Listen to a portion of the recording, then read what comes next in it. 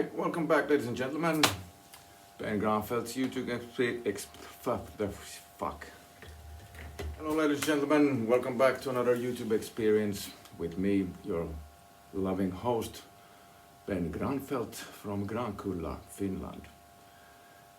I had a nice bunch of questions again, not answering all, I just thought that there was one topic that was very interesting, and that is how do you prepare for a gig? How do you make your sound check? What are you looking for? And I'm gonna go back to when, practicing and rehearsing for a gig. Obviously, before I practice with the band, I sit down with my guitar and I learn the tracks or the songs. Try to remember the lyrics, which I'm very bad at. But anyway, I sit and I practice the songs. And when I come to the rehearsal room, obviously the big change happens because you stand up. Now this goes for all you bedroom guitar players, all you legends. When you sit down and practice and play, it's really nice. Everything's comfortable and you have a nice position. You think, oh, this is great. Then you go on stage and you, oh, wait a minute, everything's different. The guitar is lower as it should be. This is not jazz we're playing. And so that's why I think it's very, very important that you, if you can, when you practice with your amp in the rehearsal room, to do it so standing up and put your pedals in front of you as you have them on stage, so you get used to pedaling them, pressing on and off whatever you like, at what time it's needed. Because it is a big difference to walk from the bedroom to the rehearsal room and from there on the stage. Everything is a step forward to something new.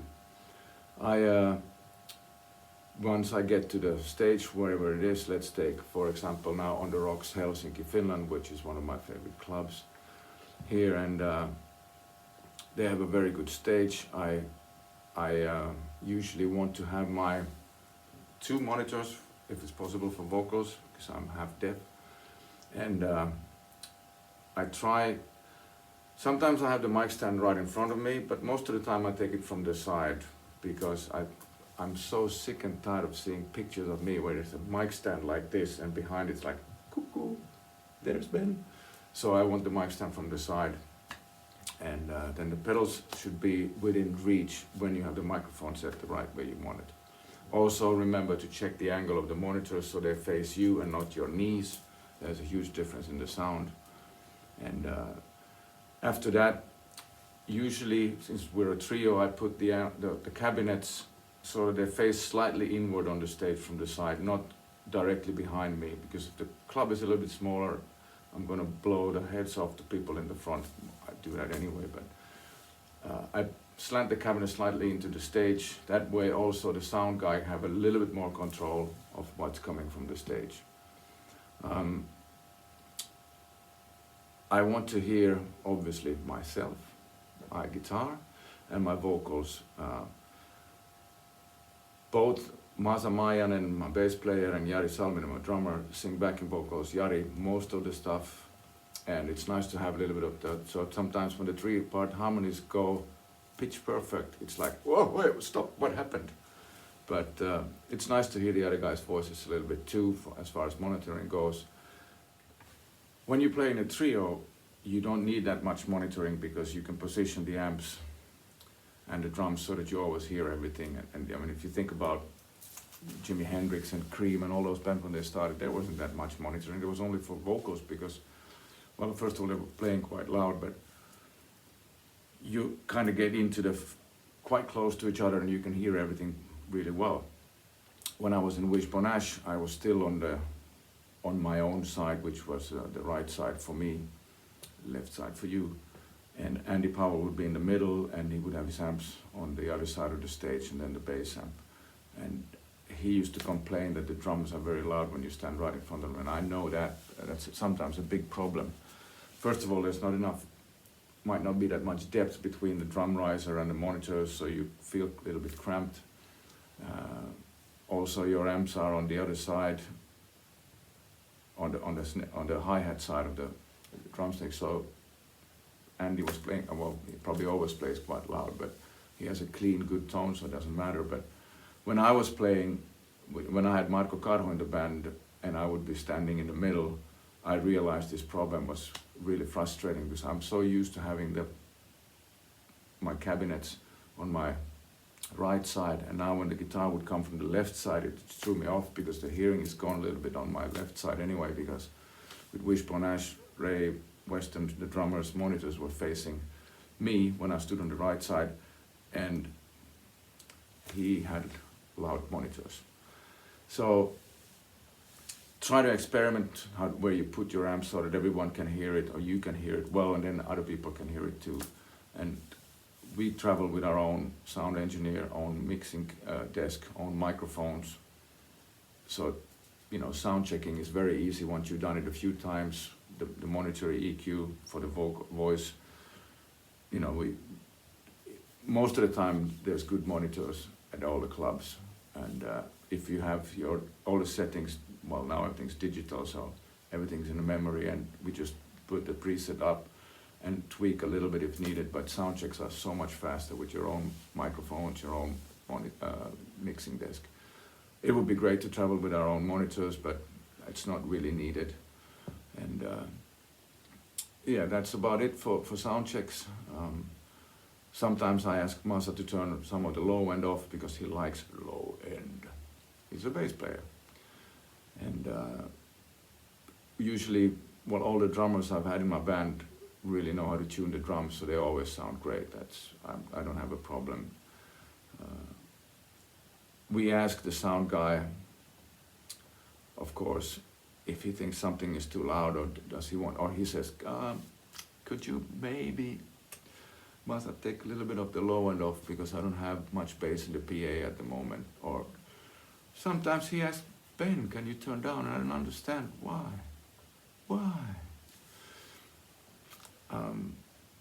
When you play an empty room, remember everything changes once there are people inside.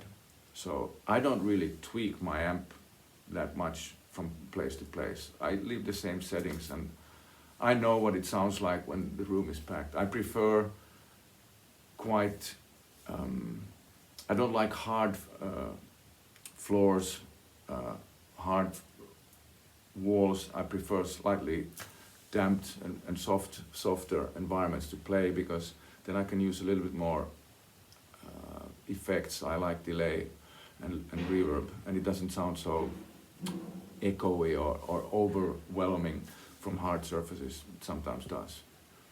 So that's about sound checks. Perfect. Another question that came up, that have I hurt my fingers, or how do I protect my fingers when I train Brazilian Jiu-Jitsu, which is something I've done since '95. And I started karate when I was 16, so the martial arts thing has been next to me with the guitar playing since the beginning when I started, so I can't stop either one. I need to do both. I've had several injuries in my hands, broken shoulder, broken nose, knee operation, this hand, that finger is fucked, this finger is fucked. Once I broke this finger so that it pointed from the first joint here, pointed 90 degrees. That way I looked at it, pulled it back in, and hoped that it would be okay, and it's still hanging on there, but it was quite sore for a long time. Brazilian Jiu-Jitsu is, we use very strong grips, grabbing the opponent's kimono or gi, which is the kind of the white thing we wear. It's not, but it's this. And that can be very hard, and I remember sitting with Bryn Jones talking about, because I also unfortunately have arthritis in my thumbs, and I was sitting like this on the table, and he said, "Oh, is that from your arthritis? Maybe you can see on the knuckles here that they're quite, I think that's cartilage that is there, just from grabbing the gi and pulling and pushing and whatever." But it's part of life for me. If something happens, I deal with it. You know, I haven't once. In the 90s, when I was in Leningrad Cowboys, I was in a karate camp, and I hit my hand in a guy's elbow, like there, and I broke I pulled all the muscles in my hand, so I couldn't do anything, so I just played slide for the 3 first gigs. That was, doctor said put your hand on the table. If you can lift your fingers, then you can play. I couldn't move them at all. But it's part of life. I'm still here. So that's about the martial arts thing. Try it, it's great. All right, the song you heard in the beginning, or half of it, is the song Victorous from this fine album. Came out in October. A bit of a bummer to release a new album in the middle of this COVID thing, because for instance, Finland, I had 1 gig to promote it. Everything else was cancelled, and some 46 gigs in Europe have been cancelled so far. And now I heard also that the March and April tour has been postponed, and the next time I'll be in Europe will be in the summer and in September, October. Looking forward to that, really, just to get out and play. The Victorious song is one of the first songs that was ready for the album, and we played it live before the album was out also. When I pick up the guitar for the next segment, I'll show you a few riffs and some of the ideas behind the melodies. And I don't have my pedal board yet, really sorry about that, but it's not finished. So when I get it, you will all know it if you watch this upcoming episode after this. I still have my amp 1 here, so that's what I'm using with plugins from the Pro Tools, a delay and a reverb. So, on to the music side. Now, Victorious was the first song ready for the True Colors album, and we started playing it live already in 2020, at the end of the year. And when I first wrote the song, it's kind of an old riff that's been around for many years in a reggae mode, but I felt like maybe I wasn't ready for a reggae song yet. So I changed it around to what it is now, and this is one of the songs that I worked on, so that I made the demo, sent the demo to Miri Miettinen, who played the drums, and then I played the guitars, and then I sent the guitars with the real drums without my demo bass, which is excellent but not usable, to Masa Mayanen, who played the bass. And after that I sent the track to Mika Aukio, who did the fantastic keyboards on it, and then it was mixed. So this is the kind of songwriting or recording that maybe I prefer when I make big productions, which means like No Turning Back, and this one and Arms of an Angel are on the album are bigger production, and I just felt that it was easy to do it this way. And the chords in the verse are a little bit different from what I normally do. They go like this.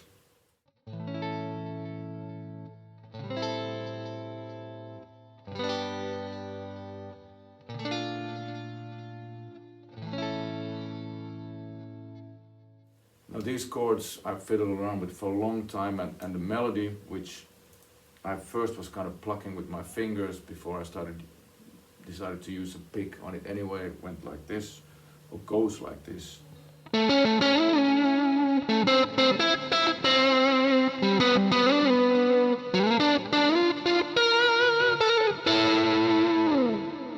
And sometimes I really use the pick all the way. Sometimes 1 or 2 notes might be just plucked with a finger, so.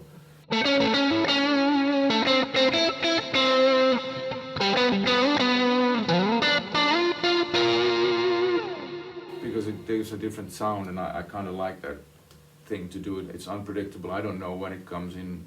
It comes in when my fingers feels like it. The chorus was the last thing added to the song, because I was really fighting with what the hell should I do, and I drove Yassi, my wife, crazy because I was working at home with it, and she was just like, can you play something else please then?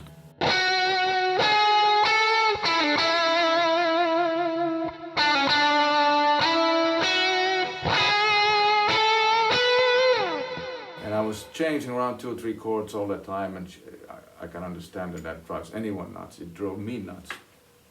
But it's quite an anthemic chorus, kind of like the what's it called, Top Gun theme with Steve Stevens and Faltermeyer or whatever the keyboard guy's name was. So that was kind of in my mind to get something big sounding for that. I like to have something that happens before we go to the solo, and the solo I usually like to have in a different key so that I can lift it up and change around when I want to do it and improvise in a different way than I did earlier. And the pre-solo is the G and A trade-offs with the Hammond, which maybe is mixed a little bit too low. This is a guitar player's album. But anyway, it has this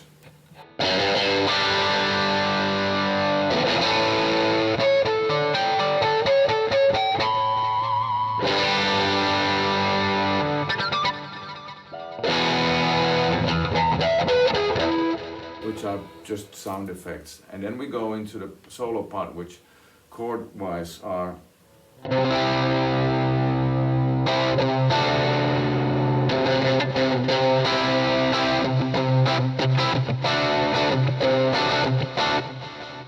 I wanted to come out like somehow with a big ending, so I go up to F and then down to E. And the great thing with the F is that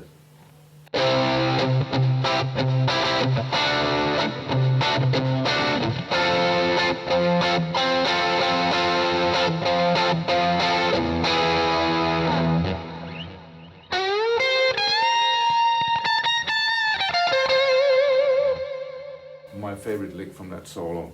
It's hard to remember because it was all improvised when I did it one take, so I had to listen back and what the hell did I play earlier, but that one was immediately like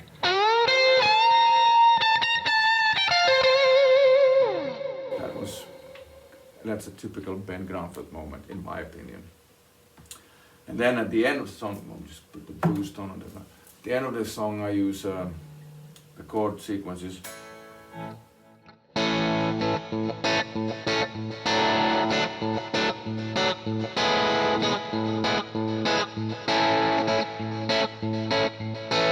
Just keep rolling on those, and I somehow come up with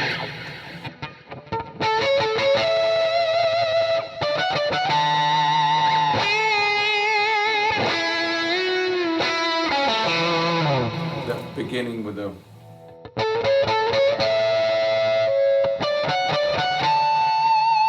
kind of silly, but it works. And well, the ending, it was all improvised, so I kind of left it at the first or second take because it was fresh and it turned out really well, didn't it? And you can still buy the CD from me. Just send an email to, and here we go, the ending of the song. Enjoy it and see you in a week again. Or maybe next week I will make another one. Thank you for watching. Subscribe, like, blah, blah, blah. You can use the tip jar if you like, and thank you very much for those of you who have done it already. The kids don't have to eat macaroni for Christmas, hopefully. Bye.